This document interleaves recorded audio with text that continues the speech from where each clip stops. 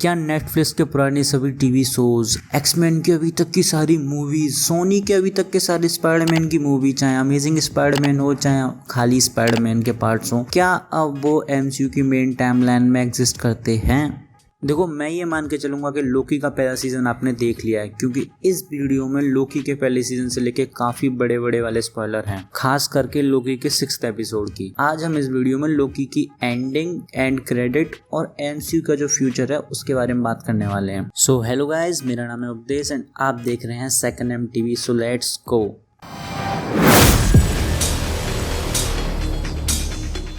TVA time variance authority, इसका बस एक ही काम था कि इसको मल्टीवर्स बनने नहीं देना है, क्योंकि अगर मल्टीवर्स बना तो मल्टीवर्सल वॉर होगी और हो सकता है कि उस वॉर में पूरी की पूरा यूनिवर्स, दुनिया सब खत्म हो जाए। बट ये वॉर करने कौन वाला है, इस वॉर को स्टार्ट किसने किया? तो इस क्वेश्चन का क्लियर कट आंसर हमको लोकी के लास्ट एपिसोड में मिलता है, जब ही हू रिमेन्स ही बताते हैं कि उन्हीं के इवल वेरिएंट रिस्पॉन्सिबल हैं इस मल्टीवर्सल वॉर के लिए, और उस वॉर में जीतने वाला ही कहलाएगा कैंग द कॉन्करर, क्योंकि उसने सभी मल्टीवर्स पे कॉन्कर कर लिया।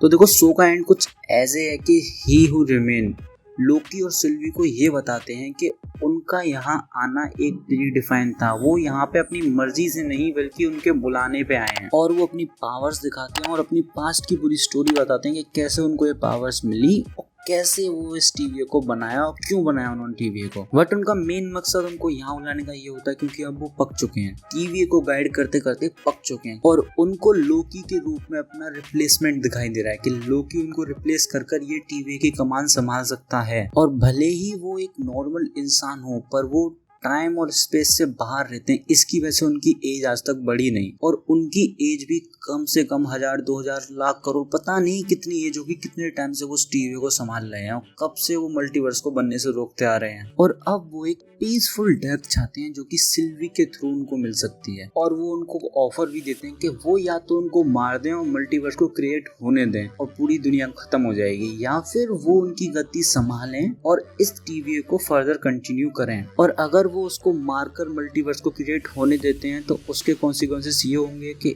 एक और कॉन्ग फ्यूचर से आएगा, और हो सकता है कि इस बार वाला कॉन्ग अच्छा ना हो और वो बुरा हो।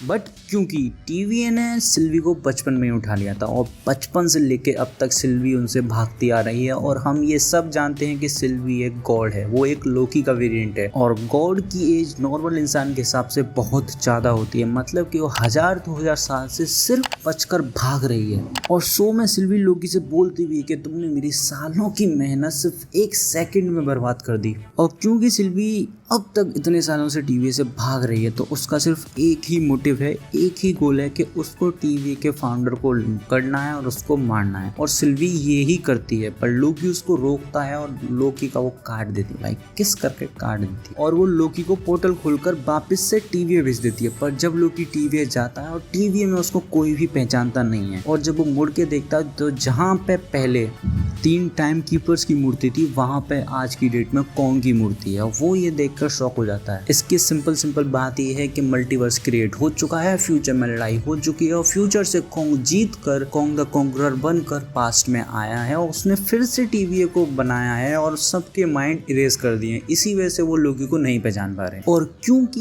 ये वाला कॉन्ग बुरा वाला है और ये राज करना चाहता है, इसके लिए वो पुराने वाले अच्छे लोकी की तरह नहीं चलता, वो अपने आप को रिप्रेजेंट करता है सबके सामने कि मैं तुम्हारा गॉड हूँ। और लोकी जब टीवी में आता है तो वहाँ पे पहले से वॉर का माहौल होता है कि वॉर होने वाली है।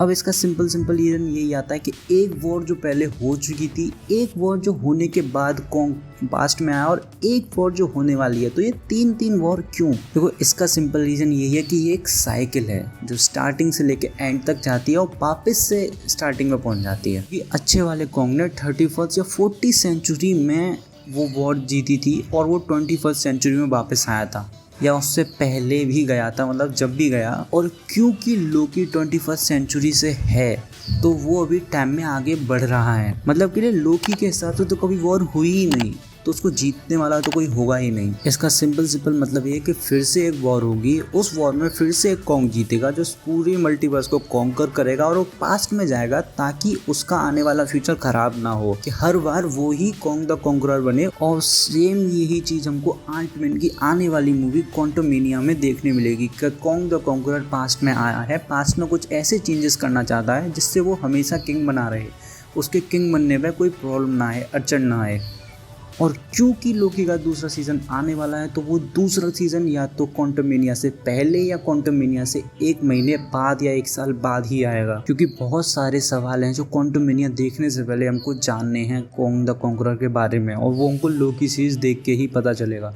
तो वो हमको या तो पहले दिखाएंगे या उसकी पहले की स्टोरी हमको बाद में दिखाएंगे, मतलब पहले के टाइम की स्टोरी बाद में दिखाएंगे। कि हमको लोकी के पहले सीजन में देखा है कि 2012 की स्टोरी हमको 2020 में या 2021 में दिखाई गई, ऐसे ही हो सकता है कि उस टाइम की स्टोरी हमको फ्यूचर में दिखाएं। देखो अब सबसे बड़ा सवाल ये आता है कि एमसीयू को क्या मल्टीवर्स की रियली जरूरत थी, वो नीड थी मल्टीवर्स की? तो इसका आंसर है यस, क्योंकि अभी तक जो एमसीयू की जितनी भी मूवी आई हैं जो हमें देखने मिली हैं एमसीयू के अंदर, वो सारी की सारी एक ही यूनिवर्स की स्टोरी है। और ऐसा नहीं है कि मार्वल ने पहले इनसे अदर कोई मार्वल की मूवी नहीं बनाई। लाइक डेडपूल है, सोनी की जो स्पाइडरमैन की मूवी है वो है, एक्समैन है, नेटफ्लिक्स का डेयरडेविल है, भाई इतनी सारी मूवीज और शोज हैं जो पहले से बन चुके हैं पर वो एमसीयू की मेन टाइमलाइन में एग्जिस्ट ही नहीं करते। और अब जबकि मल्टीवर्स राइज हो चुका है, वो बन चुका है, तो अब सीधे सीधे उनको एक अलग यूनिवर्स की स्टोरी बोलकर अपने मेन टाइमलाइन में इंक्लूड कर सकते हैं। और इसका सबसे बड़ा फायदा एमसीयू को ये होगा कि वो किसी भी आइकॉनिक कैरेक्टर के मेन एक्टर को कभी भी चेंज कर सकते हैं और अलग यूनिवर्स का बताकर उसकी पूरी स्टोरी रिबूट कर सकते हैं। ऑडियंस में से उनको कोई इस बात पे गाली नहीं दे सकता कि उनके फेवरेट कैरेक्टर से उनके फेवरेट एक्टर को उन्होंने छीन लिया, क्योंकि वो कैरेक्टर किसी और यूनिवर्स का है, तो वो चेंज हो गया तो क्या ही फर्क पड़ रहा है। बट एमसीयू के पास 2 ऐसे कैरेक्टर भी हैं जो एमसीयू के अंडर नहीं आते हैं, फॉक्स के अंडर आते हैं, पर अगर उनको रिबूट करते टाइम उनके मेन एक्टर को बदला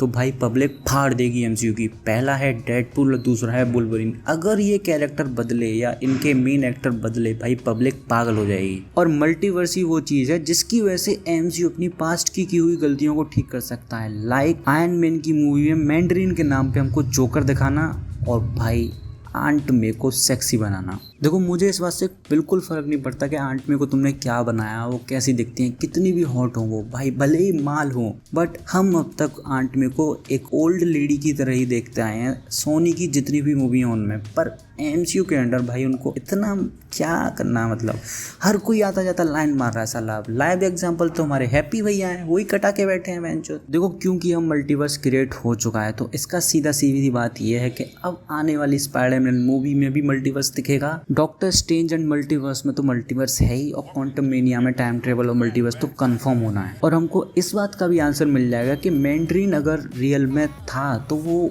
नकली मैंडरीन को देख के बाहर क्यों नहीं आया यार। देखो अगर कोई मेरा नाम लेके हुड़दंग मचाएगा तो मैं उसको छोड़ूंगा थोड़ी यार, बट मैंडरीन ने कुछ किया ही नहीं। देखो सच बताऊं तो मैं बहुत खुश हूँ मल्टीवर्स आने के बाद, क्योंकि मैं मल्टीवर्स का बहुत टाइम से वेट कर रहा हूँ, क्योंकि अब मजा आएगा ना बिड़ू। एक ही कैरेक्टर के 1000-2000 रूप मिलेंगे हमको देखने में यार, उनकी अलग अलग आइडियोलॉजी होगी, उनकी अलग अलग तरीके से वो एक्शन करेंगे, अलग अलग थिंकिंग होगी, अब क्या ही मजा आने वाला है। देखो लास्ट में बस मैं यही बोलना चाहूंगा कि there is no one always be a hero or a villain. Every people have at least one chance to change their whole life. और देखो इसका बेस्ट एग्जांपल है हमारा लोकी, क्योंकि लोकी के शो से पहले लोकी हमको एज अ विलन और एंटी हीरो ही दिखाया गया है, बट शो के एंड तक, लास्ट एपिसोड तक भाई उसकी आइडियोलॉजी चेंज हो जाती है। वो लोगों के बारे में सोचने लगता है, वो सिल्वी को रोकता है कॉन्ग को मारने से, क्योंकि अगर कॉन्ग मरा तो कॉन्ग द कॉन्करर आएगा और वो पूरी दुनिया की मार लेगा। देखो अगर आई बात उस 1 पॉइंट की, तो लोकी के लाइफ का 1 पॉइंट था सिल्वी। जब से सिल्वी उसकी लाइफ में है उसकी पूरी लाइफ चेंज हो गई है, क्योंकि उसकी लाइफ में पहली बार कोई ऐसा कैरेक्टर आया जिससे वो प्यार करता है, जिसके लिए वो फील करता है और जिसके ना होने या होने से उसको इफेक्ट करता है। बट दुख की बात तो ये है कि ये चीज़ सिल्वी कभी नहीं समझ पाई, वो लोकी को बस एक झूठा ही मानती रही, वो कभी नहीं समझ पाई कि वो उससे कितना प्यार करता है। #सिल्वी बेवफा। देखो आपको अगर इस वीडियो में कुछ भी देख के अच्छा सा, हल्का सा भी अच्छा लगा तो चैनल को सब्सक्राइब और वीडियो को अपने सभी दोस्तों के साथ शेयर कर दो, क्योंकि मजा बांटने से बढ़ता है भाई, और प्यार भी। So have a nice day, good bye, sayonara, I am Updesh signing off. लेकिन मुझे ऐसा लगता है एक लड़का तभी सीखता है जब उसकी लाइफ में लड़की आती है। जितना इवॉल्व एक लड़का अपनी पर्सनालिटी में लड़की की वजह से होता है, लड़कों की वजह से हो ही नहीं सकता, क्योंकि प्यार में इंसान अपनी लिमिट पुश करता है।